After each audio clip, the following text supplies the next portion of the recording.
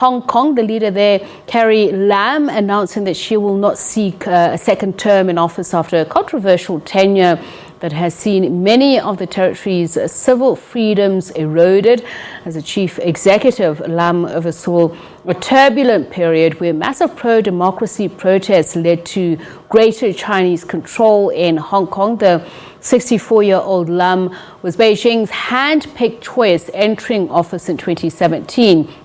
Now, on Monday, she told reporters that Beijing has accepted her decision. She also revealed that she had informed China about her desire not to seek a second term a year ago. That's despite refusing in recent times to answer questions about her political future. Hong Kong's Chief Secretary John Lee is tipped to be the favoured replacement for Lam. The city's leaders are selected by a committee of 1,500 members who are nearly all pro-Beijing loyalists. They're due to select their new chief executive next month.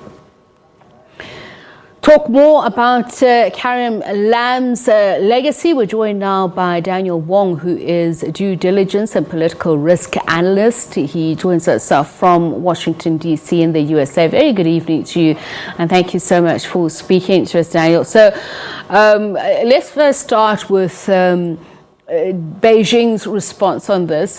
Reports are saying Ms. Lam has sort of taken it in her stride, the fact that Beijing has not reacted at all.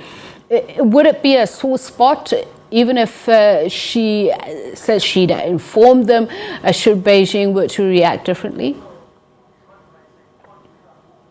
Well, I would say that Beijing is actually a sign in which Beijing is getting harder and harder to suppress on the freedom of Hong Kong. When you see the professional background of Carrie Lam, she was actually one of the legacy from the British colonial era, that she has a very good professional background as an administrative officer in Hong Kong for the Hong Kong government right now. But what you see right now, that John Lee, who was the Secretary of Security, who was actually the first police officer who were actually set to become the next chief executive of Hong Kong for the first time. We have a police officer being the head of Hong Kong for the first time. That means that Beijing is actually trying to, foresee all the policies that they have been handed towards Hong Kong, and they will replace it with more hardening measures towards the freedom of Hong Kong. And this is the sign that we can see from Beijing. I mean, for those who've been watching developments since 2019, as we mentioned, those pro-democracy protests which grew and grew exponentially, and they were largely peaceful, but they turned violent, and people, human rights, at least activists watching that, were very critical of the direction that Hong Kong is going. So how much more different will her second in command be if people are celebrating Carrie Lam's departure? Well, we will see that actually it is with the transition of this chief executive role here, it's actually getting from bad to worse, I would say that. But ultimately, I think what is really on ultimate control would not be this chief executive per se. That would be the Beijing approach towards Hong Kongers. To be honest, since the mass protests back in 2019, a lot of Hong Kongers they are losing hope already.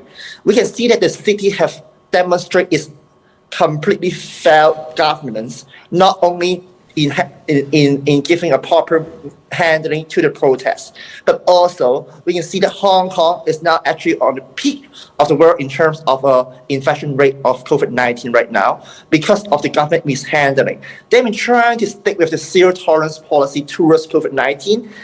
Actually, that actually renders a lot of difficulty for foreign investment to come into Hong Kong. And also, I would say that right now, it's not only about chief executive, but the big boss behind Hong Kong, which is the Chinese Communist Party, is willing to sacrifice the status of Hong Kong as the international financial center into its just ordinary Chinese city under its tight control by the CCP. So this is the key of the question. Daniel, let's perhaps walk back a bit, put it into perspective for people who aren't familiar with not only the status of Hong Kong politically, the role that Taiwan plays, China in particular, and what is a chief executive in this realm that we're speaking of? What powers do they enjoy? So it's a good question. So basically, the power of chief executive have been changing quite a lot since the handover in 1997. Well, at the time when during the first term, a few years after the handover of 1997, there is still a lot of accountability with the check and balance of power around the chief executive, and then the civil servant in Hong Kong are very much in play in terms of making of the good governance in Hong Kong. But since the CY Lam and now of course Carrie Lam and later even worse John Lee, we can see that there has been some expansion of the power of chief executive. Well, before that, back in before 1997, we do have a governor in Hong Kong, which is actually directly being appointed by the British government at the time when Hong Kong was still a British colony. However, after 1997, and we do actually have some hope at the time that there could be some sort of democratization over the political reform in Hong Kong. Ultimately, we would hope that there would be more like universal suffrage with one man, one vote for our chief executive. But nowadays, we don't see that happening becoming in reality anymore. But in turn, we can see there's an ever-expanding power of the chief executive. And now with we have John Lee, who is actually the top commanding officer of the Hong Kong police force. We can see that it actually reflecting Hong Kong is gradually shifting from an international financial center to simply a police state. And I want to track some of those changes from 2019, the changes to extradition law, for instance, to countries that were previously not even recognized or allowed to have access to citizens of Hong Kong, up to the electoral reform laws and how that's impacted on the ability for people to express their dissatisfaction with some of the reforms? Well, you can see that the overall electoral overhaul does not only impact upon the executive branch, but they also in very much affecting the legislative branch. Right before everything started, before the protest here, Hong Kongers, we have, I would call it a limited democracy. We are not able to vote with a universal suffrage here for our own chief executive. However, we are able to vote half of our legislative branch here, which is characterized by the geographical constituencies. But we see that with the electoral overhaul after national security law, that basically all of our legislative council members are now pro-Beijing. They have set a vetting committee, making sure that all the candidates who run for as a legislator of Hong Kong, they have to pass through a patriot test. A patriot not through the country, a patriot to the Chinese Communist Party. They have to preach allegiance to the Chinese Communist Party. So we can see that even the district council, we are in Hong Kong, which is a local council, we used to have one man, one vote for our council, which is the most democratic party in Hong Kong, democratic camp in Hong Kong in terms of voting. But now it's fully under Beijing control already. So with all that saying, like with all the legitimate institutional settings in Hong Kong, the executive branch, the legislature, and even it also affects our judicial independence in Hong Kong as well. It is all being submitted under Beijing control right now, sadly. So, I mean, I was just looking at some of the reports on the public reaction. Some people apparently saying that anybody is better than Carrie Lam. She is bad luck. how true would that be, given what you've just explained to us, how the chief executive and the members of the council are chosen? And there are those who are saying John Lee's perceived weaknesses may actually be the strengths for the top job. We will see that, from real we see the power dynamics between the former chief executive Carrie Lam and now and with the people of Hong Kong, of course, as well as to mainland China. We can see the mainland Chinese government and the mainland Chinese people. A lot of them actually perceive Carrie Lam has been doing a really poor job, actually.